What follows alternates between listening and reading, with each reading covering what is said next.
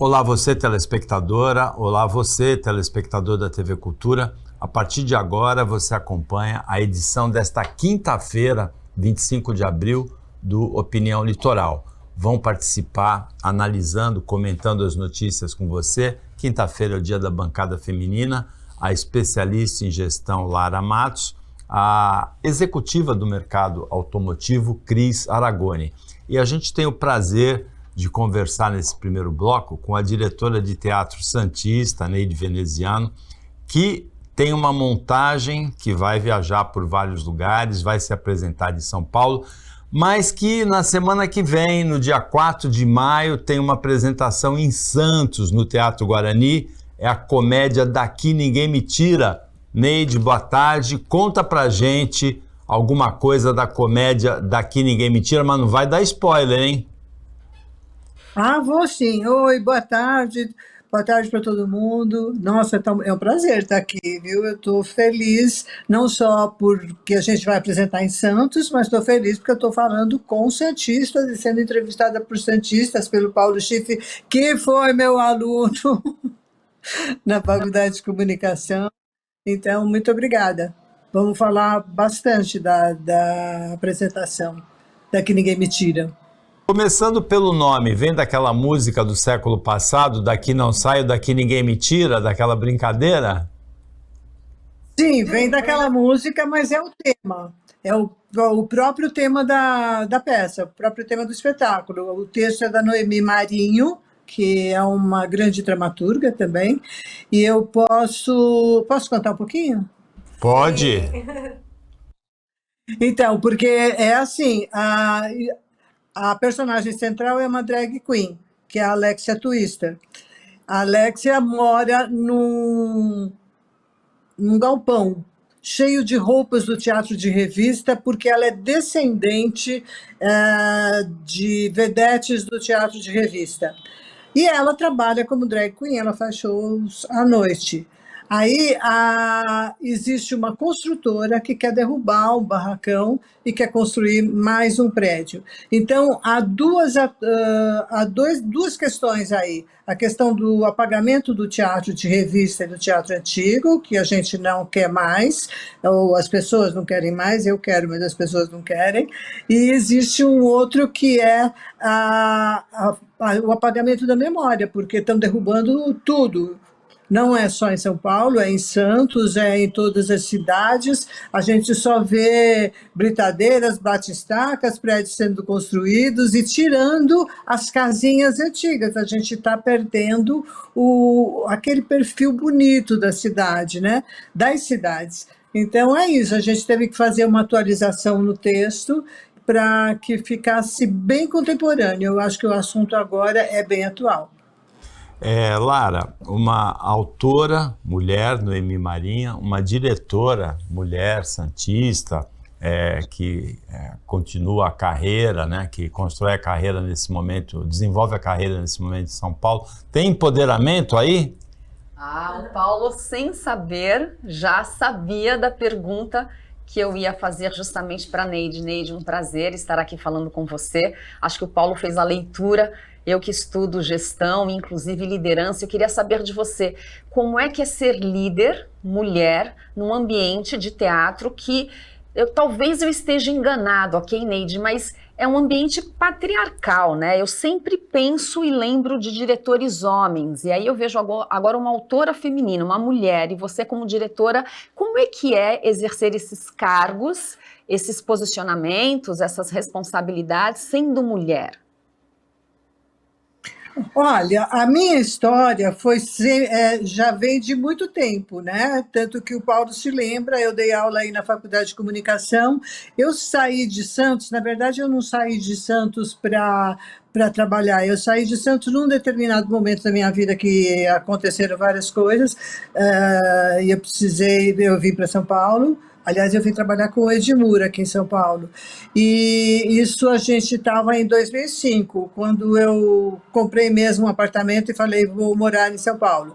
Vou morar em São Paulo para trabalhar com teatro. Eu já trabalhava com teatro desde a década de 80. Eu era professora de teatro brasileiro na Unicamp. Aí eu fiz mestrado, doutorado, pós-doutorado, todas aquelas coisas de carreira acadêmica, porque eu era uma boa mocinha e tinha sido criada para ser professora. Mas só que a professora gostava de teatro, então ela inventou de ser professora de teatro.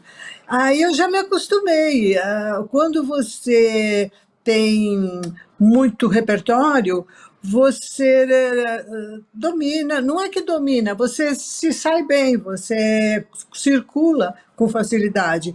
Então, eu nunca tive esse problema de ambiente machista ou ambiente patriarcal no teatro. Tive, talvez, na universidade, mas no teatro não. No teatro foi sempre muito bom, muito bem recebida, e as pessoas também trabalham bem, trabalham bem. Cris, boa tarde. Boa tarde. Boa tarde. É um prazer ter aqui uma diretora renomada para falarmos da peça Daqui Não Saio, daqui ninguém me tira. E eu gostei, né, enquanto você estava falando, mostrou a fotografia, achei a fotografia muito bonito, o cenário muito bonito, olha só a vestimenta do ator principal ali, olha que bonito, tá muito bem assim, né, construído essa peça, principalmente na parte de fotografia, ao ver essas imagens.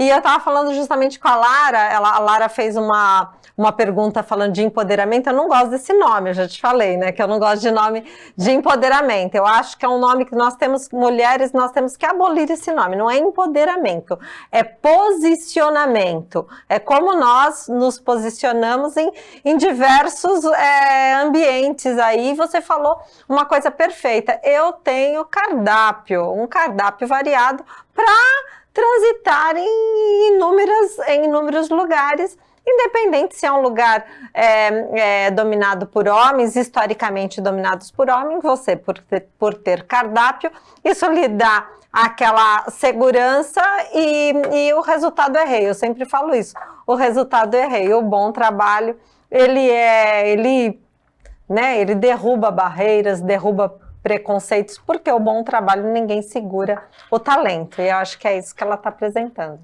Neide, você continua dando espaço para a inovação? Olha, eu não sei se é inovação.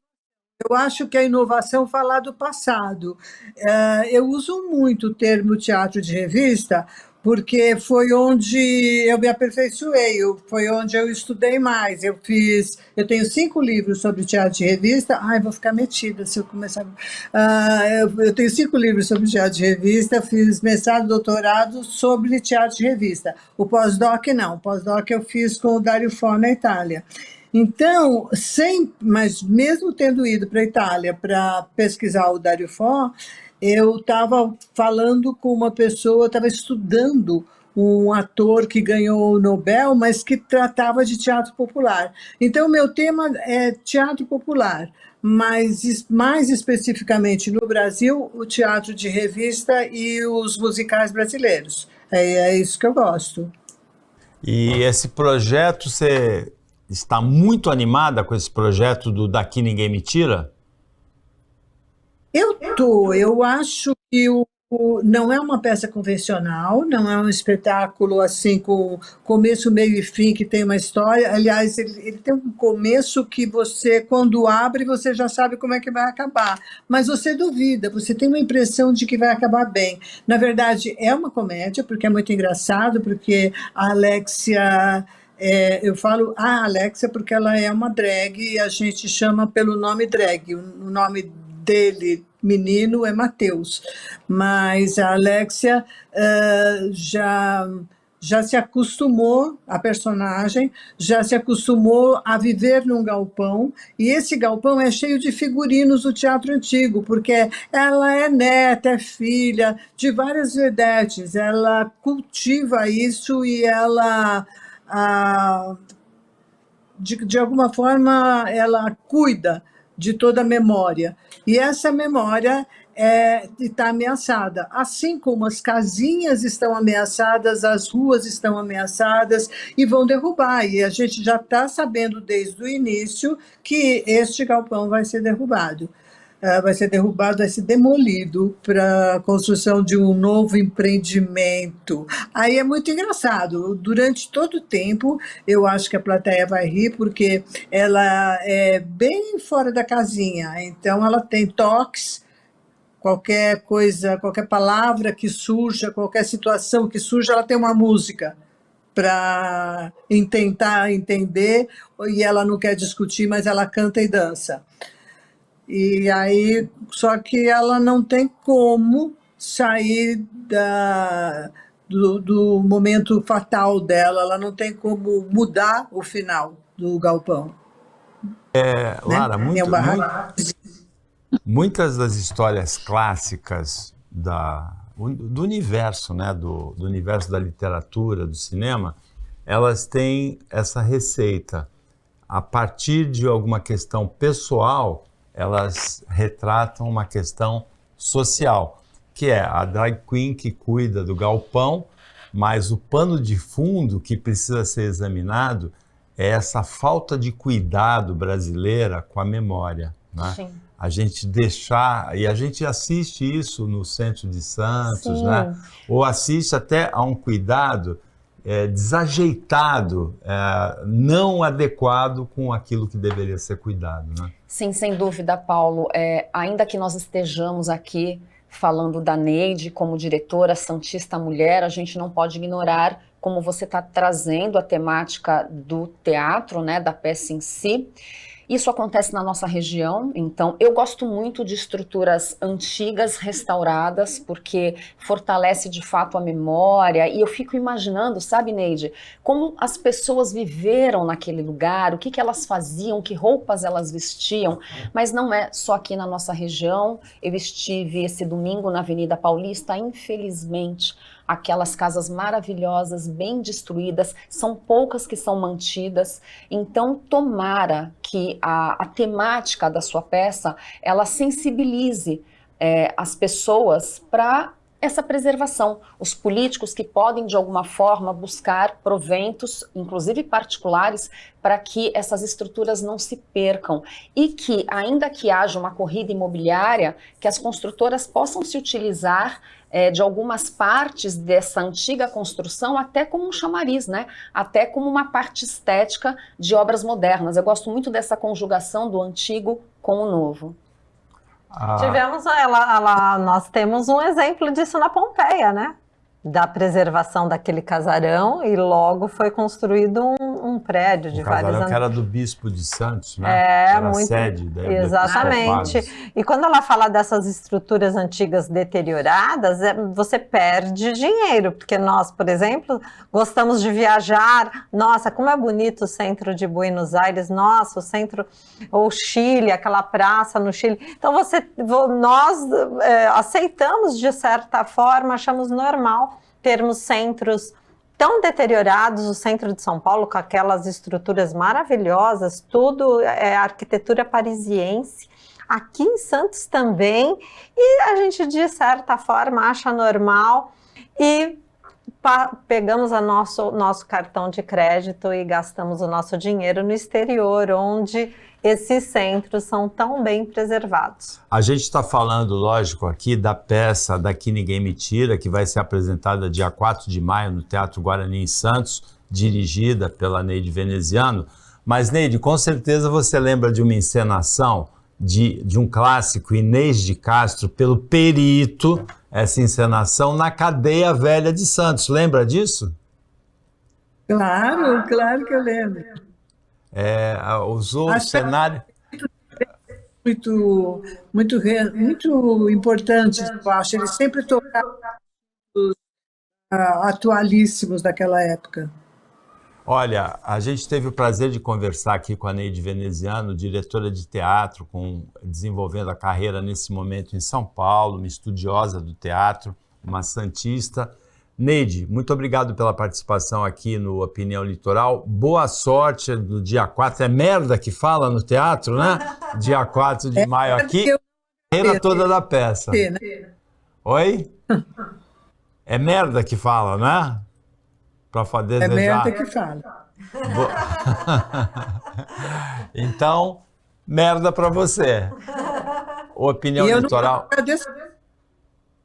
Então tá bom. Então eu espero todo mundo lá no Guarani, dia 4 de maio, às 20 horas. Com certeza. E o Teatro Guarani é um exemplo de restauração do que a gente acabou de falar. Nós teve a participação aqui da Neide Veneziano. O Opinião Litoral volta com a Lara e com a Cris depois do intervalo.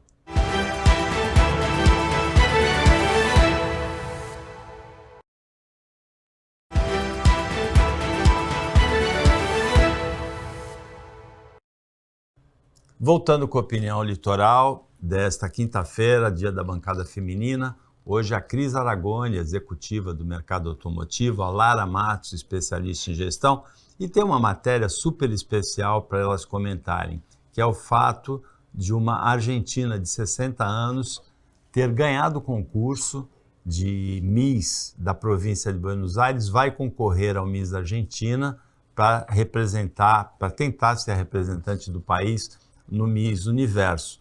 Eu imagino que daqui a uns 25 anos, né, uns 30 anos, a Lara e a Cris também estejam nessa situação, né, Lara? Opa! E aí, Paulo, eu fui verificar o que de fato fez com que ela pudesse aos 60 anos. E nós estamos vendo aqui as fotos menina, né? Dela, muito linda. E ela é muito natural, né? E aí, qual o segredo dessa beleza, né, Cris? Eu quis beber na fonte. E eu li que ela preza muito por uma vida saudável, sim, alimentação, hábitos de vida saudáveis. Então, olha, que essa mulher de 60 sirva como uma referência, principalmente para jovens dessa geração, que muitas vezes se descuidam da saúde, e para que seja um incentivo aí para a mulherada manter a forma e cuidar da beleza. Eu vou ser amanhã mais bonita do que eu sou hoje. Pode ter certeza, porque eu estou nessa pegada aí dessa Miss de Buenos Aires. Minha ídola, a Solange Frazão, com 62 anos.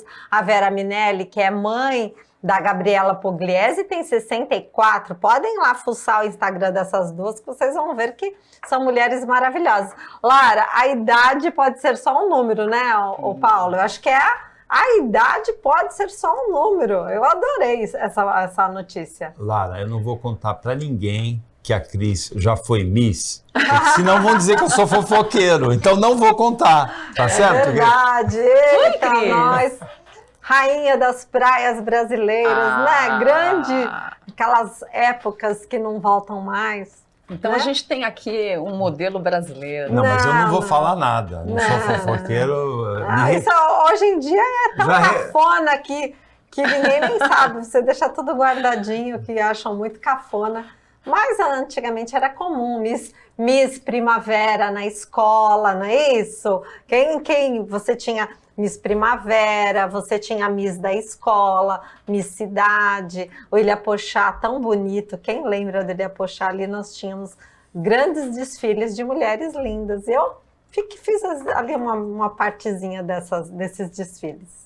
Essa semana a gente encarou uma notícia muito triste. Qualquer pessoa que tenha um pet de estimação sentiu como se tivesse acontecido com o pet que ela tem, né? Qualquer tutor, qualquer tutora. Mas quem também não tem, também sente, né? Porque não tem quem não se apaixone por um Golden Retriever, né? Como foi o Joca, o cachorro que morreu por um descuido do Agol, num episódio que se transformou em repercussão, né? Internacional. Né? Inadmissível, não vou gol. Essa é a trend do momento, não vou gol. É assim, eu fico angustiada, sabe? Dá até vontade de chorar. Eu até pedi para a Mari para ela colocar a pauta, porque a partir do dia 24, que foi ontem, a Gol, ela mudou o procedimento e não terá mais cargas vivas viajando no porão do avião. e o cachorro morreu por absoluta falta de cuidado, o cachorro morreu por absoluta falta de humanidade. É inadmissível, injustificado. Eu não consigo, eu não tenho palavras que me dá, sabe, um mal-estar, porque você pode me xingar, dar um tapa em mim, mas se você falar dos meus bichos que são filhos, e hoje isso você perde dinheiro. Vamos falar em dinheiro, que as companhias gostam de dinheiro, e é para isso que existe uma empresa. Quanto isso vai custar financeiramente? Em alguns grupos de amigos, e jovens principalmente, eu não vou na Gol nem de graça. O presidente da empresa tem que, não uma notinha, aquela notinha que eles deram, não, o presidente da empresa tem que nesse momento pedir desculpa, porque o Brasil se sentiu ultrajado. Nós nos sentimos ali, sentimos a dor desse pai de filho de 4 patas, de descaso. Você, agora estou me dirigindo a você, funcionário da Gol, ou funcionário do aeroporto em Guarulhos, ou funcionário do aeroporto de Fortaleza. Você não viu uma caixa cor de abóbora, cheio de furinhos, que ali tinha um cão, naquele sol de 50 graus na pista por 8 horas? Você não viu? Ninguém viu. Poxa vida, a Gol vai perder dinheiro. Bem feito para ela. Então, na realidade foi um erro humano. Isso acontece porque essa empresa, ou talvez outras, né, que fique aí um alerta, verificam pets como cargas. Então, quando eu considero o pet como uma carga, talvez eu tenha a mesma tratativa como se fosse uma mala, né, uma carga. Os desdobramentos financeiros são sérios e emocionais, né? Eu fiquei pensando, né, como gestora, como que retrataria a empresa esse cliente? Não tem dinheiro que pague, nenhum outro cachorro, né? Não existe uma substituição. E aí eu lamento, porque assim, já existe inclusive um movimento de você ter dedução no imposto de renda se você tem pet. Então olha como a conotação para tutores de pet está mudando em face do mercado, em face da mudança das famílias brasileiras. A maior parte das famílias brasileiras tem pet porque elas estão tendo menos filhos, os casais não estão tendo filhos, as pessoas estão se separando, precisam de companhia. Então o olhar sobre pets mudou, e a empresa que não perceber isso corre o risco de tratar o pet da forma como, de fato, ele foi tratado, foi um erro, e aí os desdobramentos emocionais e financeiros são muito grandes. Do pet para o humano, né? Na semana passada, a Baixada Santista ficou muito comovida com o caso de um aluno de uma escola estadual de Praia Grande que, depois de sofrer bullying na escola, acabou morrendo no dia 16 no Hospital de Santos, depois de ter sido 3 vezes atendido e dispensado de unidades de pronto atendimento em Praia Grande. Tem erro na escola, tem erro no sistema de saúde, tem erro dos pais, tem erro da direção, tem erro em tudo quanto é lugar. Depois disso, outro aluno foi espancado na mesma escola, assim, uma coisa assim inadmissível, Cris. A direção, né, Paulo? Desculpa, a direção. O que acontece na empresa que eu sou gestora, eu tenho a minha responsabilidade como CEO da empresa, a responsabilidade é minha. Então, o diretor de escola, a responsabilidade é dele. Desculpa.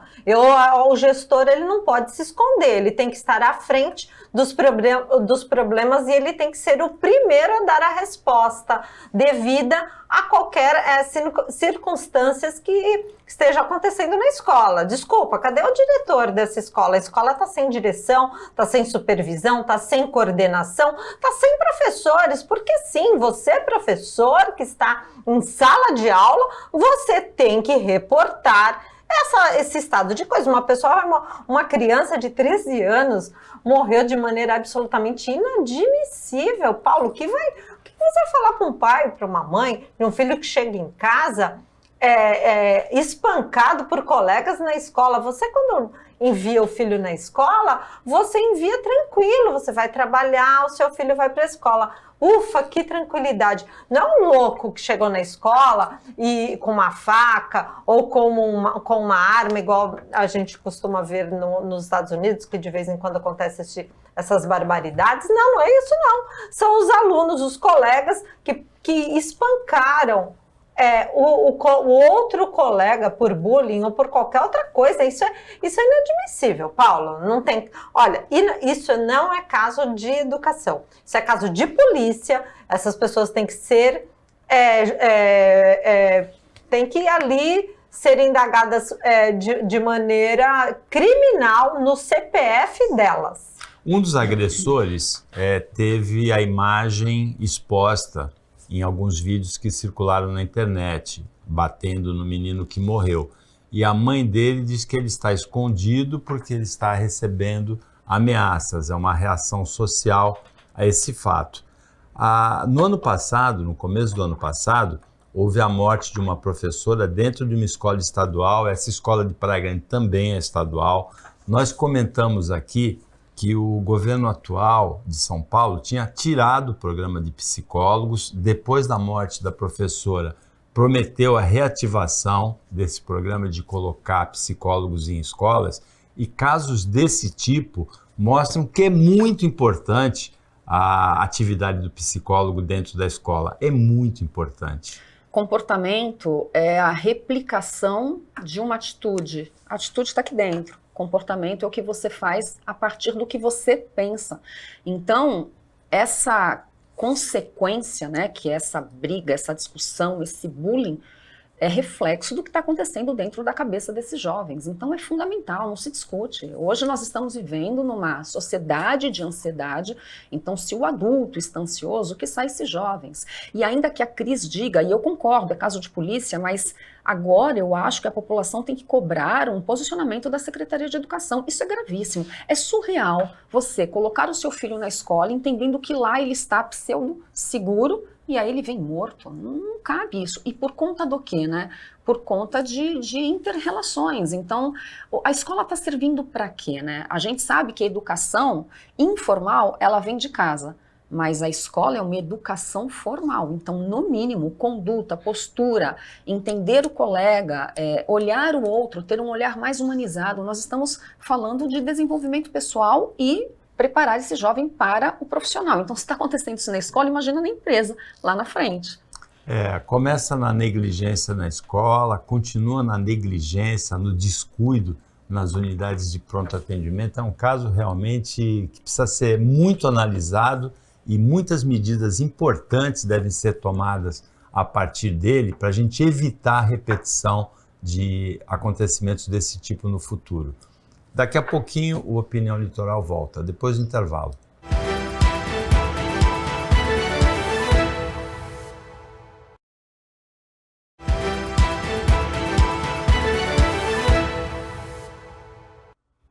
Voltando com a Opinião Litoral, agora é o último bloco da bancada feminina desta quinta-feira, a Cris Aragone e a Lara Matos. Lara, a gente vive também uma sociedade sem limites, né? Em Santos, a mãe de um menino de 5 anos, que já não tem a guarda do filho, de acordo com o pai, por casos de abandono no passado, ela tirou o menino que estava com a avó na rua, tirou da mão da avó, arrastou pela rua, sumiu com o menino, depois gravou um vídeo dizendo que não vai devolver o menino, embora a justiça já tenha determinado busca e apreensão. A avó tentando pegar. É imagem chocante, né? Agora, o que faz com que a avó esteja com essa guarda? A avó e o pai têm a guarda. Então, essa mãe não tem ideia do efeito que ela está gerando na cabeça dessa criança. Eu sinto muito, sabe, Paulo? Eu vejo que tem mulheres que talvez não estejam preparadas para serem mães, né? Ser mãe não é uma condição obrigatória, também é uma escolha. Então, eu lamento a situação, eu imagino o coração dessa avó, e como você diz, né, o pai está junto dela, mas a cabeça dessa criança, o que é a cabeça dessa criança? Quais serão os comportamentos, os desdobramentos, quando ela sente que o que deveria ser a base, que é a família, está totalmente desestruturada? Então, lamento demais. Pelas imagens, a criança não queria ir, né? Olha lá, pelas imagens. Arrastou a criança. Olha lá, a criança não queria ir com a mãe. Mesmo porque ela não deve ter nenhuma conexão com a mãe, né? Ó, não queria ir com a mãe. É como se fosse um sequestro. Agora as pessoas ali, ó, a pessoa passando ali na frente, o moço de camisa azul. Gente, nós temos que andar no mundo olhando o que está acontecendo ao nosso lado, é a mãe. Mas se fosse um sequestrador, ali você tem que ficar na frente do carro, pegar uma pedra e fazer alguma coisa, gente. Nossa, a pessoa tá andando na rua, vê uma coisa doida dessa acontecendo, tem que gritar. Chama a polícia, grita, chama a polícia, pega um carro, vai atrás. Não sei. Falta de limite absoluto, né? Sim, é o que eu disse, família é segurança. E aí você desestrutura esse jovem, e é um jovem que vai ter desdobramentos, inclusive dentro da escola. E aí vai ao encontro do que nós estávamos falando antes, né? É uma criança que provavelmente terá problemas sociais, ela não consegue se relacionar por questões familiares, o que deveria ser segurança base ela não tem, e aí vem o bullying, todo o desdobramento. Então, que adulto nós estamos formando quando você submete uma criança nessa situação? Só uma observação, Paulo, eu vi uma palestra faz bastante tempo, mas me chamou a atenção. Um americano, né? Então ele falava sobre a sociedade americana, dizendo que eles fizeram um resgate, né? Eles fizeram uma pesquisa, então todos os acusados de crimes hediondos em determinada região, eles mostravam na sua infância muito maltrato, né? Maus tratos, a família abandonou. Então eles estavam estudando a possibilidade de que a qualquer indício de uma família que tenha esse tipo de tratamento com as crianças, que houvesse intervenção do Estado para tirar a criança da família, justamente porque no futuro ele tenderia a ser alguém que cometeria crimes. Porque um desdobramento desse episódio é o reconhecimento dessa criança e ela ser depois apontada na escola. Sim. Né? Porque ela vai ser reconhecida, embora o vídeo que está sendo divulgado nesse momento proteja, em outros lugares o vídeo não vai proteger. Isso daí vai rodar para todo lugar. Outro caso de polícia, né, Paulo? Impressionante. Impressionante. Outro caso de polícia é de um empresário de 36 anos que colocou uma câmera no banheiro de uma casa para pegar imagens de uma adolescente, Lara. Ele foi, num vídeo, ele foi flagrado nesse vídeo ajustando a câmera para pegar imagens íntimas dessa adolescente no banheiro numa casa alugada. Era uma casa alugada, Goiás. né, Paulo? Então, isso é muito complicado, né? Porque se você coloca a sua casa para locação, você não tem o direito de invadir a privacidade de quem aluga. Agora, a questão é, como é que eu vou saber se de fato tem alguma coisa lá? Eu já ouvi dizer que tem, acho que uma caneta que ela mesma, você circula a caneta pelo, enfim, o ambiente e ela transmite um sinal de que tem algum aparelho eletrônico ligado. Eu não sei se isso procede, mas isso vai fazer com que as pessoas temem alugar casas em face da preservação da sua intimidade. E, enfim, é inadmissível, porque o que ele vai fazer com essas imagens? Jogar nas redes sociais? Como é que fica isso? A gente tem visto a repetição de casos desse tipo, né? Em hotéis, né? Em pousadas. E até em cruzeiros, né? No navio também houve, no navio de cruzeiros. E é a vida. Os assim, tarados estão audaciosos, imitando né, a arte, né? Porque tem um filme antigo do William Baldwin com a Sharon Stone, Sim. Invasão de Privacidade, né? Em que ele constrói um prédio que ele tem câmeras e uma central de monitoramento de todas as unidades, né? É que aquela época era uma coisa impensável, né? Hoje é muito mais comum. Hoje a tecnologia facilitou muito isso, né? De um lado, esse invasão de privacidade, do outro, a gente tem aquele filme do 007 contra o Spectre, que é alguém que tenta dominar o mundo com os satélites de telecomunicação. Meio que lembra um pouco o Elon Musk, né? O poder, né, que está concentrado nas mãos do Elon Musk. Não, o Elon Musk é um empresário visionário que ele não desistiu. Quantos foguetes que ele, ao enviar, explodiram, né? Ele foi aperfeiçoando até conseguir aí essa tecnologia, que essa tecnologia hoje ela auxilia o mundo inteiro, principalmente nós aqui no Brasil, as operadoras de telefonia celular utilizam os satélites do Elon Musk. Nós temos as nossas forças armadas, principalmente a Marinha, que utiliza o satélite do Elon Musk em navegação. Então, assim, a companhia Starlink é uma coisa, uma companhia internacional, uma multinacional, e o Elon Musk, a figura dele nessa confusão com Moraes é outra completamente diferente. E eu tiro o chapéu para empresários visionários, para pessoas que não desistem. Ele é um novo Ford, Mesmo porque a Cris fala de novas tecnologias e a Embraer, nessa semana, anunciou o carro voador ainda para esse ano. Né? Ainda para esse ano. Esse ano, a Embraer ela está homologando o IVE, veículo elétrico de pouso e decolagem vertical. É um veículo de uso urbano. Não pense você que você vai comprar um carro voador e vai para viajar para outro estado, nada disso. Mas se você mora na Praia Grande e você quer chegar rapidamente aqui no centro de Santos em 4 ou 5 minutos, compre um carro voador, porque a Embraer vai disponibilizar. A gigante, o Mercado Livre, parece vai ser acessível? Vai ser acessível, alguns milhões aí acessível para os magnatas. Eu já vi que tem lista de espera. Lista de espera, a Mercado Livre, ela parece que encomendou 600 unidades e tem aí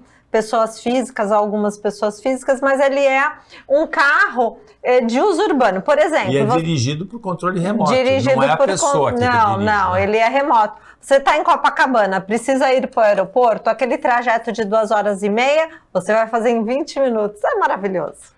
Com isso, chegamos ao final do Opinião Litoral desta quinta-feira, o dia da bancada feminina, agradecendo as participações não só da Lara Matos, da Cris Aragoni, mas também da diretora de teatro Neide Veneziano, que tem o espetáculo Daqui Ninguém Me Tira, dia 4 de maio, no Teatro Guarani em Santos, agradecendo o trabalho da equipe técnica e de jornalismo daqui do Sistema Costa Norte e agradecendo principalmente a você que acompanhou a gente mais essa edição.